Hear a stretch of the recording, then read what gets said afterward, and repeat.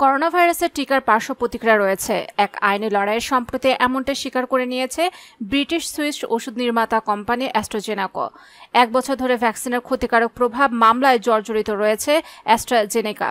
এতদিন কোম্পানি বলে এসেছিল যে অক্সফোর্ড বিশ্ববিদ্যালয়ের সহায়তায় তৈরি করা এই কোভিড ভ্যাকসিন ক্ষতিকারক নয়, কিন্তু দাবি উঠেছিল যে এই ভ্যাকসিনের জন্য কয়েকজনের মৃত্যু এবং কেউ কেউ গুরুতর অসুস্থতার মুখে পড়েছেন। অ্যাটর্নিদের মতে কিছু পরিবার টিকা দেওয়ার একটি বিধ্বস্তি প্রভাবের মুখোমুখি হয়েছিল। সবটা দেখে শুনে অবশেষে ফার্মাসিউটিক্যাল জায়ান্ট অ্যাস্ট্রাজেনেকা প্রথমবারের মতো স্বীকার করেছে যে তার কোভিড ভ্যাকসিনে খুব বিরল ক্ষেত্রে হলেও টিটিএস এর কারণ হতে পারে। টিটিএস কি? টিটিএস এর সম্পূর্ণ রূপ হল থ্রম্বোসিস উইথ থ্রম্বোসাইটোপেনিয়া সিনড্রোম। এটি একটি খুব বিরল সিনড্রোম যা রক্ত জমাট বাঁধা এবং কম প্লেটলেট সংখ্যা দিয়ে চিহ্নিত করা হয়। এটিকে ভিআইটিটি নামে অভিহিত করা হয়, যার পূর্ণরূপ vaccine induced immune thrombotic thrombocytopenia.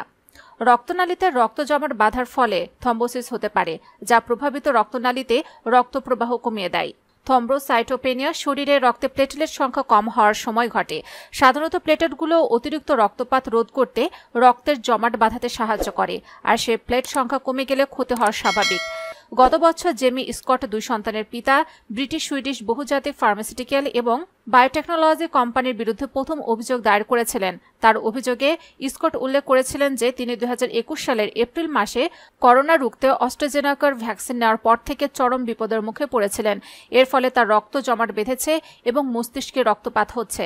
এমনকি হাসপাতাল নাকি তার স্ত্রীকে জানিয়েছিল যে স্কট বেঁচে থাকতে পারবেন না। আর অ্যাস্ট্রাজেনেকা আদালতে এই দাবিগুলোর বিরুদ্ধে লড়াই করেছে এতদিন ধরে।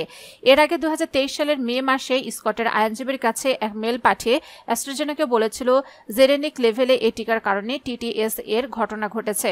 এটা স্বীকার করিনি আমরা। যাই হোক, এতদিন পর কোম্পানির স্বীকারোক্তি তাকে বিরাট ক্ষতিপূরণের মুখে ফেলে দিতে পারে, কারণ এরই মধ্যে অ্যাস্ট্রাজেনেকার বিরুদ্ধে মোট 50টির বেশি মামলা করা হয়েছে। করোনা টিকা নিয়ে ক্ষতিগ্রস্ত সকলেই অ্যাস্ট্রাজেনেকার কাছ থেকে 100 মিলিয়ন পাউন্ড ক্ষতিপূরণ দাবি করেছেন।